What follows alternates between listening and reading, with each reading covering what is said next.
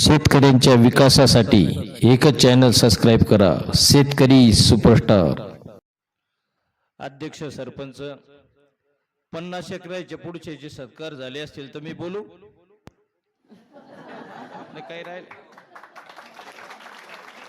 मला कळत नाही की सत्कार लवकर उरकून घेत जा. म्हणजे आमचे जे शेतकरी परिवारातील सज्जन मावल्या काही येईल असतात त्याचे ढोरं पाणी पाजायचे घरी राहतात, तुमचे चालतात 2-2 घंटे सत्कार. आणि वरबापानं काय केलं पाहिजे, एक नवरदेव नवरीचा स्टेज आणि दुसरा सत्काराचा स्टेज आणला की घातला स्टेजवर, आणला की घातला स्टेजवर, आणला की घातला स्टेजवर. हे सरपंच हे अध्यक्ष यायचे तरी कमी सत्कार होतात, पण मला विचार पडतो की आमदार खासदार मंत्र्याचे 5-50 रोज सत्कार होतात. 20च धरा आपण आणि 500 रुपयाची शाल धरा म्हणजे 10. आणि हे शाली करत काय असतील, हे ऐकतात, हे दुकानदार शाली ऐकतात. मग 10,000 रुपये 20 शाली गुणीला 500 बरोबर 10,000 गुणीला 365 दिवस वर्षाचे 36.5 लाख गुणीला 5 वर्ष 1,82,00,000. आणि जर ते 5दा निवडून आलं तर 9 कोटी. म्हणजे तुमच्या शालीतच त्याचा फ्लॅट व्हायला लागला मुंबईचा. पहिले वक्ते होते त्याने सगळ्या सामाजिक सांस्कृतिक व्यावसायिक सेवा क्षेत्रातून आलेले सगळे सज्जनांचा सत्कार केला दोन्ही परिवाराच्या वतीनं. पण मी जे क्षेत्रातले लोक राहिले त्याचा सत्कार करतो शब्द सुमनानं. माझ्या शेतकरी परिवारातनं आलेल्या सज्जन माऊल्या बालगोपालांचं या यज्ञामध्ये दोन्ही परिवाराच्या वतीनं स्वागत करतो. सत्काराचं एवढं येडच काय लोकांना. मी पब्लिक मध्ये बसेल होतो ऑडियन्स मध्ये आणि एक म्हणी बुवा एकंदन का लावला, सदस्य असो ग्रामपंचायत सगळे पिएल घमघमाट त्या दारूच्या वासाचा, पण सगळे याचा सत्कारात दणका लावला त्यानं. आणि एक मा शेजारी बसेल होतं म्हणे बुवा करणाऱ्याला लाज नाही पण सत्कार घेणाऱ्याला तर लाजाव म्हणे. केदूचे म्हणे 2 घंटे झाले एवढ्यातच त्याचं नाव आलं आणि ते उठलं आणि पळालं व सत्कार घ्यायला. त्याने शाल अडकवली, मी उठून उभं राहिलो, म्हणलं तू इकडे तिला त्या शालीनच फाशी देतो म्हणलं. ते तेजून उतरलं कसं तिरप गाडीत जाऊन बसलो. मी कालपर्यंत लग्नात सत्कार पाहिले होते, पण रिसेप्शनच्या कार्यक्रमात आज एवढे सत्कार असतात हे मला माहीत पडलं. आणि सत्कार घेणाऱ्या हो तुम्ही महाराष्ट्रातले, तुम्हाला राग येऊ देऊ नका इथं बसलेले जे सत्कार घेतात, तुम्ही कधी न वरबापाच्या त्या मुलीच्या बापाच्या हातात 100, 500, 1000 रुपयाचं कधी पाकिट मला कधीच देताना दिसले नाही. फक्त शाली घेऊन जाता बेटे हो.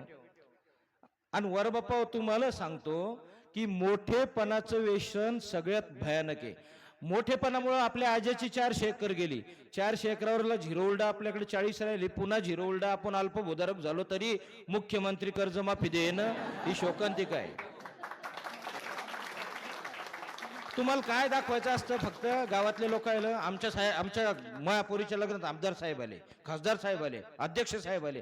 अरे कशाला मोठेपणाचं मै वडील नेहमी म्हणायचे, the education to greatness is the most terrible of all. मोठेपणाचं व्यसन सगळ्यात भयानक आहे. आणि मोठ्याल्याचे लग्न पहा ना, आता अंबानीच्या लग्नात पहा, इथं कोणाचे सत्कार नसतात. त्या अंबानीच्या पोराच्या लग्नात सगळी हिरोईन आलती, पण तिथं सत्कार कशाचा राहतो, मुक्क्याचा. मुक्का घ्या मुक्का. सलमानला माधुरी भेटली, घेतला मुक्का. सलमानला माधुरी भेटली, घेतला मुक्का. अक्षय कॅटरीना भेटली रे की घेतलाच मुका. संजय दत्तला रवीना भेटली रे की घेतलाच मुका. आता हे मला वाटतं मुका आहे ना माणसानं माणसाला द्यावं, पण ही कोणती संस्कृती आहे काय माहित. बाई माणसाला मुका देतील, माणूस बाईल मुका देतो. आता वरबापाला मुके दिले पाहिजे. काल सुप्रिया ताईच्या मुलीच्या लग्नात पण 1-2 ठिकाणी मुख्याचा जाहीर दिसला, मुख्याचाच आहे. आणि दुसरी गोष्ट आहे, आपल्या दुसऱ्या गोष्टीत लोचा चालला प्री वेडिंग मध्ये काय टाका तुम्ही की मुलीचं शिक्षण कसं झालं, मुलाचं शिक्षण कसं झालं, मुलाच्या बापाच्या बिकट परिस्थितीत त्यानं संघर्ष कसा केला हे टाका ना. तुम्ही LED सेटअप लावता, मोठा LED सेटअप लावता, आणि त्याच्यावर तुम्हाला जे अक्षिदा द्यासाठी आशीर्वाद द्यासाठी जे लोक आले त्याला तुम्ही दाखवता की आम्ही लग्न आधीच मुके घेतले. ही कोणती संस्कृती? हे प्री वेडिंग नावाचा रोग पण काही चांगला नाही. तिसरा लोचा झाला हळदीचा. हळदीत आता नवीनच निघलं, मस्त डेकोरेशन करायचे ते 25-30 हजार देतात, डीजे लावायचे 10-20 हजार देतात.